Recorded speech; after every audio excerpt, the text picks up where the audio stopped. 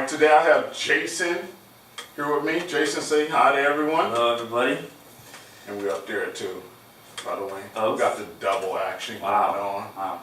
Yeah, You we just like gotta pay to extra for strong. that. You just gotta pay extra for that. All right, Jason. What's the name of your company?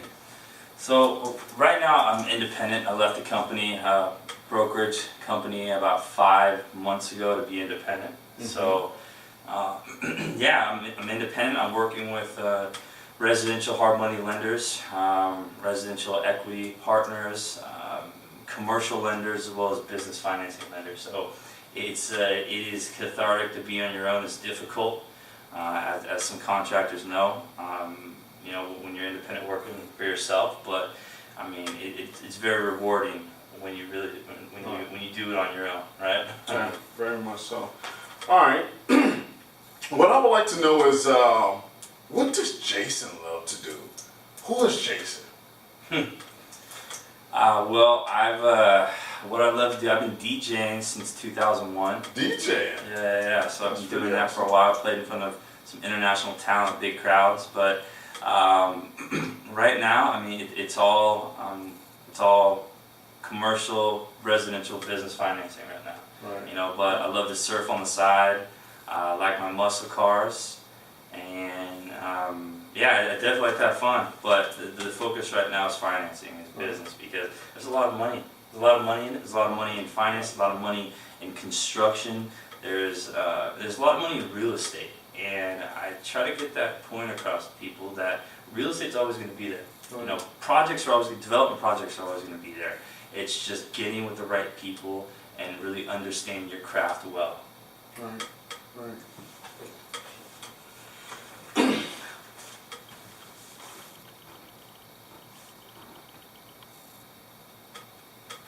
Just lost that anyway. So,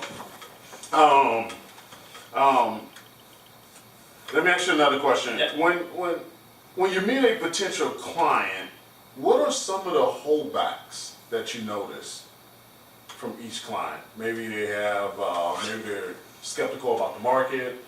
Maybe they're just saying, hey, you know, I don't have enough money to get money. Well, yeah, a lot of the holdbacks are just one is urgency. You know, there needs to be urgency in life, and whatever you're doing. Right, the question is, what is holding you back? Is it the money? If it's the money, you need to do your research, because people starting out in the business, in the construction business, real estate business, don't understand that you can get funds to where people are starting out, private equity funds, where you're able to raise your own capital. People don't understand that, right? They just think, you know, I don't have money. Well, what I gotta do? I gotta go to a bank. No, there's ways to go about it, right? There's hard money loans, private equity loans, where it would cost a little bit more to start, but you know, a lot of times these lenders know that you're starting out, you don't have a lot of experience, so they'll charge you more than they would somebody with experience. That's just obvious. But with that, you would be able to raise your own capital. You'd be able to do the projects that you want to do. But I'll go back to relationships. I mean, I know you're going to talk about that a little bit, but relationships helps you find the money that you need, the capital you need, but also at a good price. So there are ways to raise capital, and you know, I could talk into that more during my presentation. But just because you're starting out and you're inexperienced doesn't mean that you can't do the projects that you want to do. You know, start off slow, work your way up. Make the call, find out what it takes, find out what you need, and take some action on it. Now, I'll get philosophical here and deep, but I mean, you can really go about anything in life. You just need to do the research. You need to go find out how to do it, go about it. Just because somebody says that you can't do it because you're inexperienced, you don't have money, no. Go out, do the research, and trust that you know what you're doing, and have confidence in yourself to do it. Wow. All right, that leads me to the next question. How do you look at ethics in real estate and construction? Well, it depends on who you work with. You know, it's all about the people that you work with. People like to work with people that they trust. And how do you build trust? Well, you work with that person consistently. When you meet that person, you look out in the eye. Right. You know, you really understand who they are. And you know, first 15 minutes that I meet somebody, I can tell who they are as a person. The questions I ask, right? The facial expressions, the mannerisms, Right. the body language. You know, the way they answer the questions. But it's all about trusting a person and really bringing them into your life, because when you trust that person, you're willing to go to battle with them, for them, and you'll have them on your side. And also, I mean, the one thing that I see in real estate construction that bothers me is that people just don't have, go back to urgency, they don't have urgency. You know, I need documents, I need paperwork to be able to get financing done. We need tax returns, we need bank statements, we have to verify things. Even if you don't have money, we still need to verify things, and I don't get those. That's the one thing that financial advisors and lenders have a struggle with. People just, there's no urgency. They want to get things done, but they don't show it.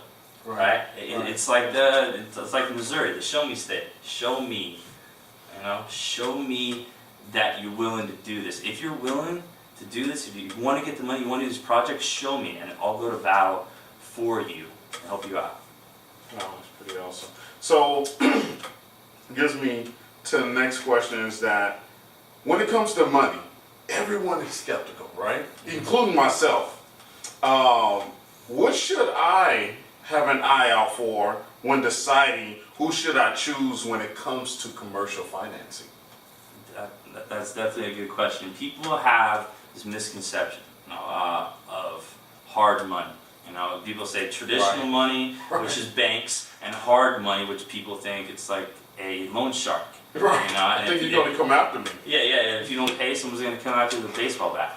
So that's not true. Probably was in the 80s, but with it, so the difference between traditional and hard money, which I'm going to talk about in my presentation, but traditional just takes a lot longer. 60, 90 days of BS, red tape you have to go through.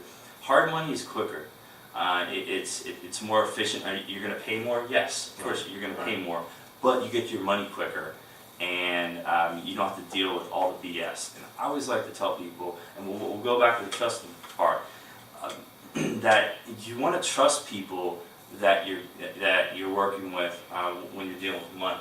All right, the last thing you want to do is work with someone that you don't trust and you haven't vetted properly, because of the fact that you're dealing with your money. I mean, it's your life. A lot of times, I mean, I'm working on $20-30 million projects, and you know, a lot of times, you know, even myself can look at, you know, $100,000-$200,000 project is just a small, quick deal, you can get done. But a lot of that's your life, right? This money that you're putting in, it's your time, it's your effort, it's your life. You know, and a lot of lenders don't look at it like that, but I make sure to because I've been there before on the bottom, starting out with small projects. I understand it completely. So I look at every project the same. It's $20 million project, $100,000 project, because that's a person's livelihood.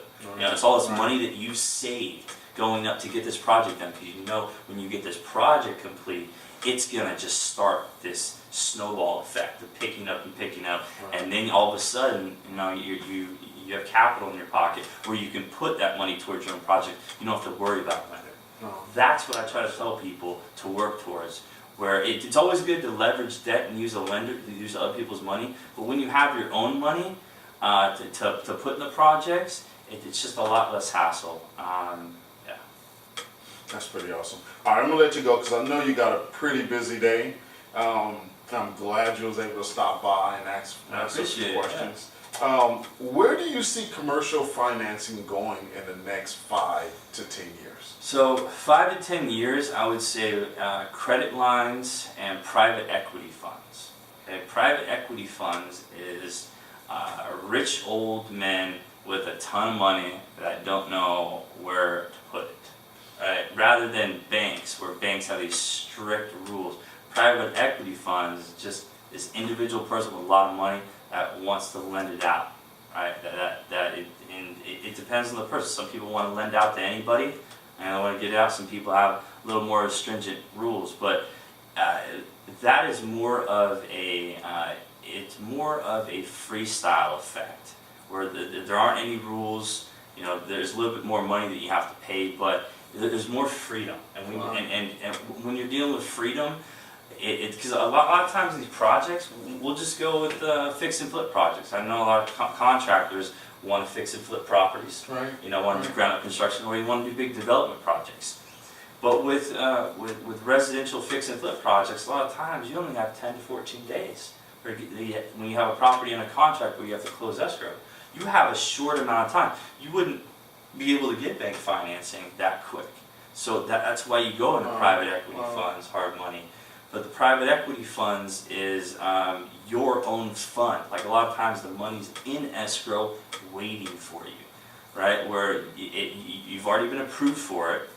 You've already been approved for it. All it is just getting it is just writing up the paperwork for the project, you know, showing the rehab budget, the pro forma, and then just getting that project vetted, and then you can fund within 5 days. So private equity funds and credit lines, but credit lines where it's not associated with a bank, but with more hard money investors. So instead of just receiving all the money at once, they give you increments. They give you kind of like with the credit line you can get through a private equity fund, right? Is you're able to, let's say example, you have a $500K credit line, right, and your project's $300,000. You can pull that. You wouldn't pay interest on that whole $500K. right. You would pull out the $300K for your project, and you would just pay interest on that. So, and with that, I mean, these people, I'll say it again, these people want to win money. The question is, do you have the urgency? Do you have the drive, the hunger to start getting in front of people, start getting these projects done, start really inventing yourself and evolving in this business, right? Because, like I tell you, if you don't evolve, you die. Right. Thank you for Thank that. you. That was Appreciate pretty it. interesting. All right, we're done, man. All right. Thank you very much for your time. I appreciate it. That was awesome. Yeah. No, that was pretty good. I think so.